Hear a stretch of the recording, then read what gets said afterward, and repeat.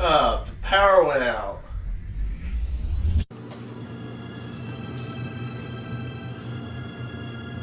Hey, what's up? It's good popcorn. Sure is. Moose sucks. Attack of the Bee movie.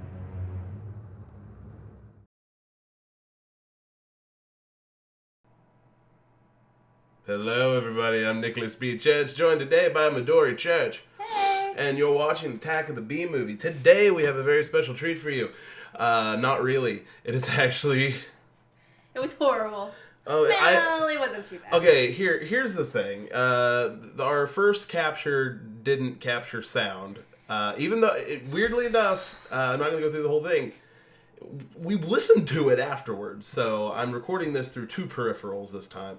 So we have to redo this again, which is just bringing up memories that I've already regressed from this horrible movie. That movie is Monsterville Cabinet of Souls Goosebumps Edition 2013. I don't know. R.L. Stein. Yeah, it's an R.L. Stein Goosebumps Monsterville Cabinet of Souls is like the official title.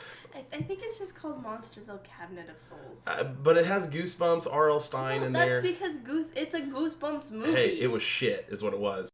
In the town of Danville, the annual Halloween festival is a big tradition. Get our scare on? Yes. But the spookiest attraction this year Dr. Hysteria's Hall of Horrors is not for the faint of heart. We need to go. hides a monstrous secret. A fearsome journey into the heart of pure evil itself. But fun. Yes. From R.L. Stein, Do not feed the zombies. the creator of Goosebumps, Beware the ghouls. comes an all-new movie. Do not look the witches in the eye. Cabinet of Souls. Isn't there like a saying, never open a cabinet of souls in a hall of horrors? I don't think that's a saying. Should be. We have to get out of here. Okay. I saw something. Dr. Hysteria has been working on that trick for years. Why is she here? See this coin? Yes, I see. A bird. That's awesome. Good night. She's obviously in on it. I know. The second another girl pays any attention to me, she's part of some evil plot. It's Dr. Hysteria. He's turning teenagers into monsters. Has anyone seen Kellen? He's taking their souls, and he collects them in this cabinet of souls. And now he has my friends, and I think that he's gonna take their souls too if I don't stop them by midnight tonight.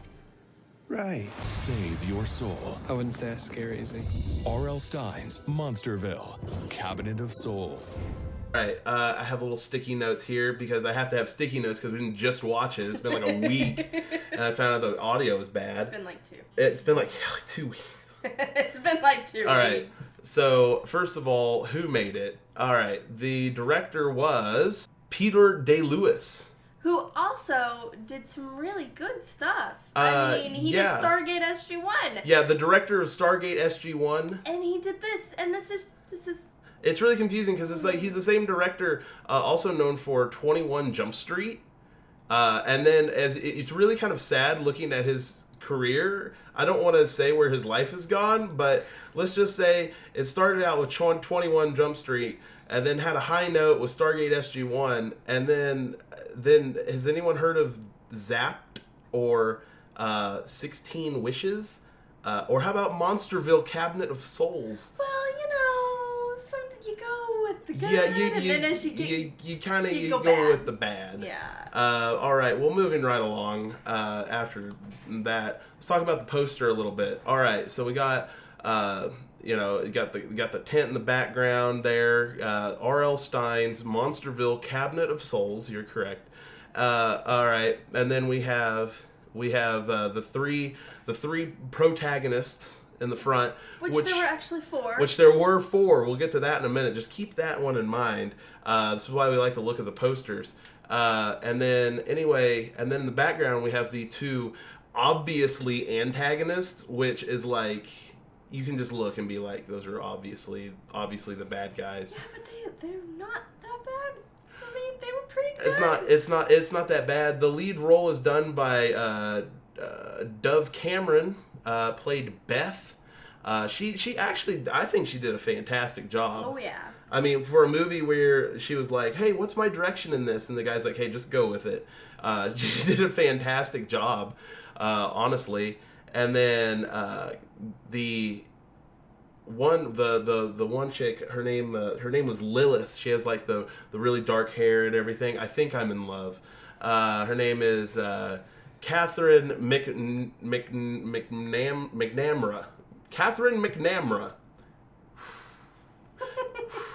I man, say that all the time, Nick. Yeah. Oh, Catherine McNamara. Whew, it's a mouthful. As she gets mad at you for pronouncing her name wrong. Hey, it's okay. She's never going to see this video. But anyway, moving right along. So the poster really, honestly, in my opinion, isn't that bad for just like kind of for what it is. I mean, it was just a made-for-TV movie, you know? Yeah, I mean it's Goosebumps. It's a Goosebumps. It does resemble Goosebumps. But now getting into a little bit more of the meat of things. So we know that the casting wasn't bad. Poster wasn't bad. All right, let's talk about this plot. So it's basically this carnival was rolling into town. No, it was almost Halloween. It was almost Halloween, and then a carnival. And then the carnival just kind of appeared into town. And everyone was really hyped up about it. Yeah. And then this guy, Dr. Hypro? I don't Son of a bitch. See, this is why I think Dr. H rolled into town. Man, this is a train wreck. The movie itself was a train wreck. And like I'm trying to remember this from 2 weeks ago.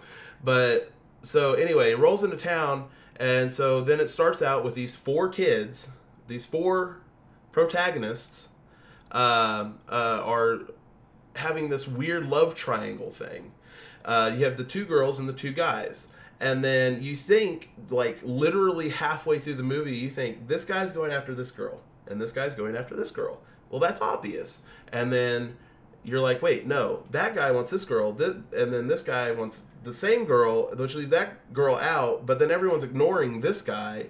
No, that wasn't right. No, it wasn't right, because it was like, the one dude who's not actually on the poster wanted her, one of the girls, and then one of the dark-haired chicks. She wanted the other guy who wanted the other chick. But completely left that one guy out still.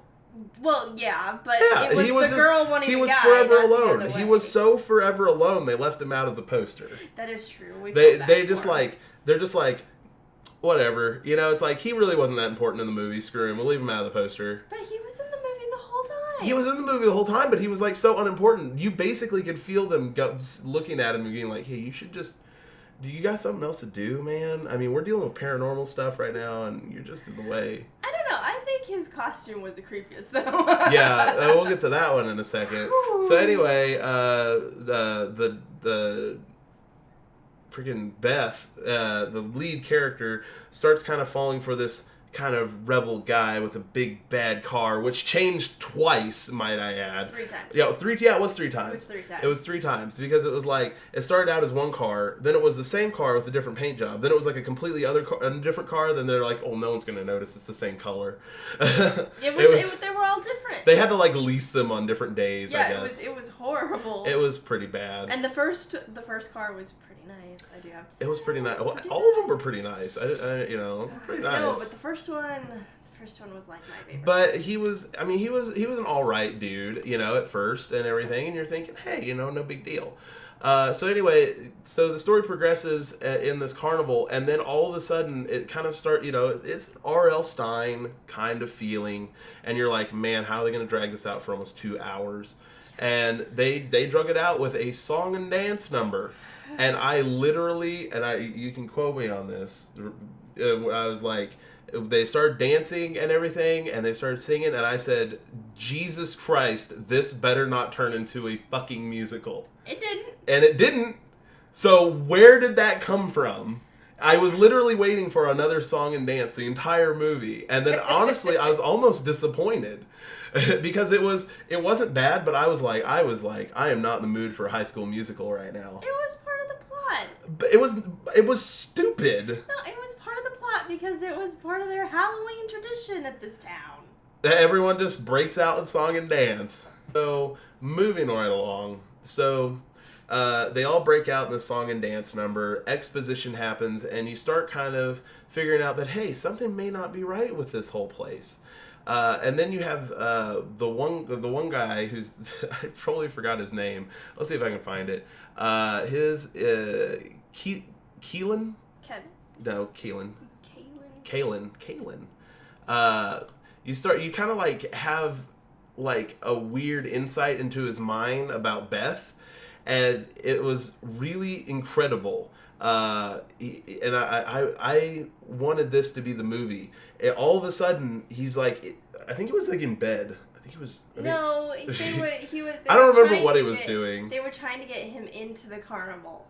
Oh yeah, and then he has this really cool like rock and roll scene where it's like the apocalypse and cars are on fire and like Beth's in the background. Like I'll put the picture up. It's pretty nice. And then and it has this really cool like martial arts scene and everything. You only like this one because we've been playing Fallout. Well, I wanted it in general. You wouldn't, if you go look up this movie and look at the comments, there's people there saying it's like, man, that post-apocalyptic scene, that should have been the whole movie. And should have been. It was amazing. And like it kind of goes because the director, I bet, kind of had some fun with this because he's like, he directed like Stargate and stuff like that, and he's like, yo, let's put some action in here. Like I kind of feel like he was just like, yeah. I don't know.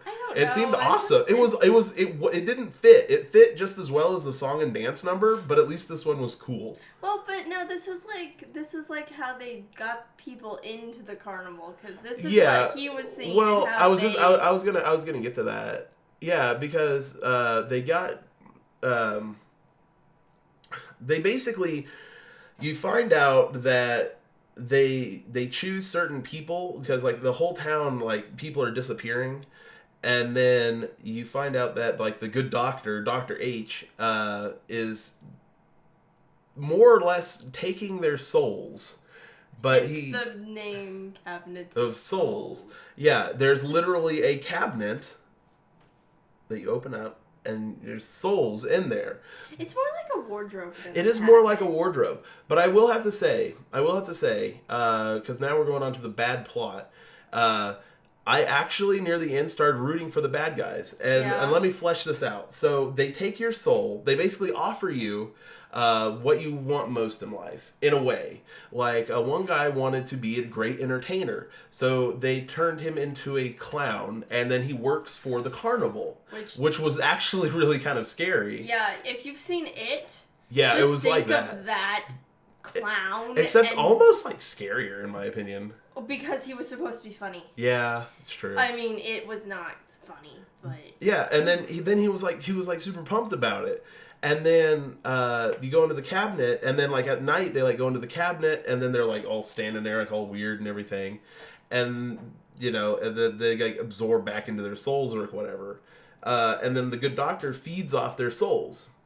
Eventually, you see one of the souls actually like die, which was kind of weird, but it was from like from ye olden days, from like the pilgrims. Yeah, it was a pilgrim. It was a pilgrim. And then I had the thought, I'm like, well, they've been around for like 100 years, Hundreds. like hundreds of years. So it's like if they've been around for a couple hundred years, let's just even say just like over 100 years, they get to stay the same age.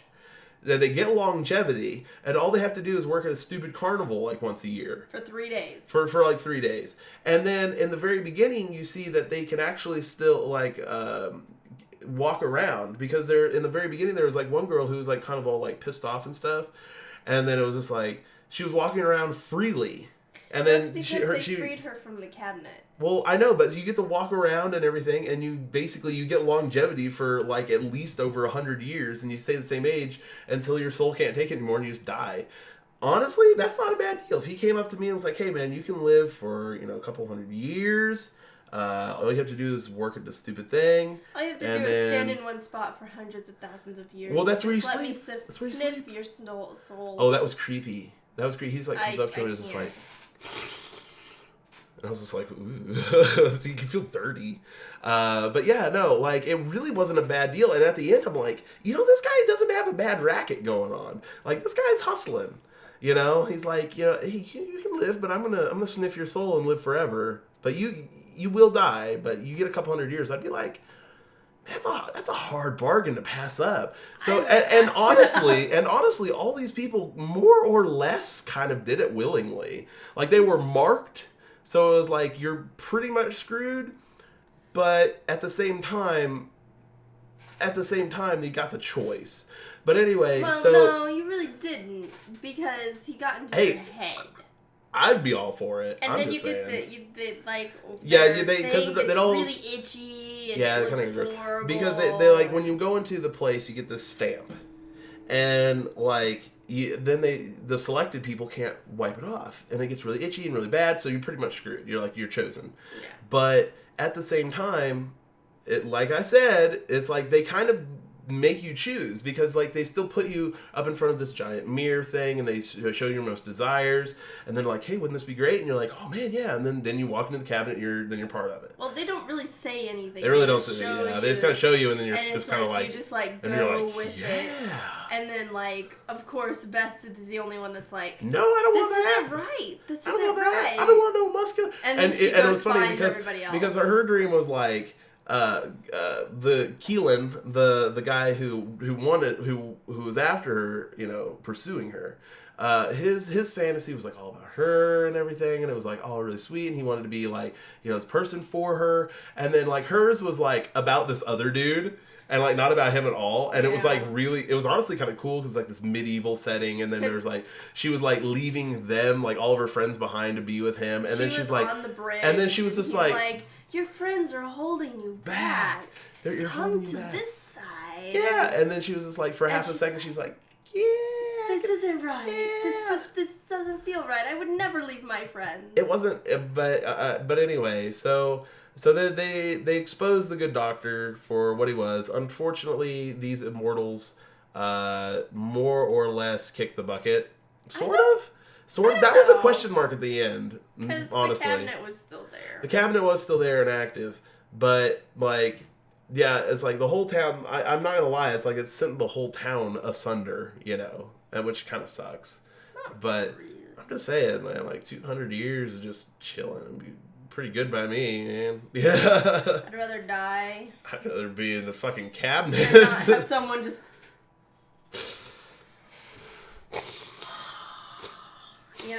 all the time. It's yeah, gross. I just... I'd let him sniff me. I'd let him in. I'd let him sniff me. Alright, Yeah. well, that's... Okay, look. First of all, it's late. Second of all, I'm super pissed that this didn't record. But yeah, okay. On rating board of the B movie, also you can find this on Netflix. This went way longer than I thought it was going to. But on the bad leaderboard, I would have to give the R.L. Stine, Goosebumps, Monsterville, Cabinet of Souls a final verdict of like a half a sniffing nose out of 5. I would only give it like no cabinets out of 5. No cabinets out of 5. Not a single cabinet was had that day. No, it was so bad. And you're the one who kind of likes those kind of movies. But now that I've had like 2 weeks to think about it, because afterwards you're like, I think in the other review you're like, it wasn't that bad. I'd give it like a 2. I think you remember you gave it like a 2. Well, now I get 0 because the recording didn't record for it, and I've been yawning through this whole thing. I know this second episode is a train wreck. I have to apologize. Sorry, guys. But at the same time, we'll still be keeping this on a roll. We'll get better. I promise. Nah, probably not. It's more fun to just. It's kind of more fun to just kind of be a train wreck, honestly.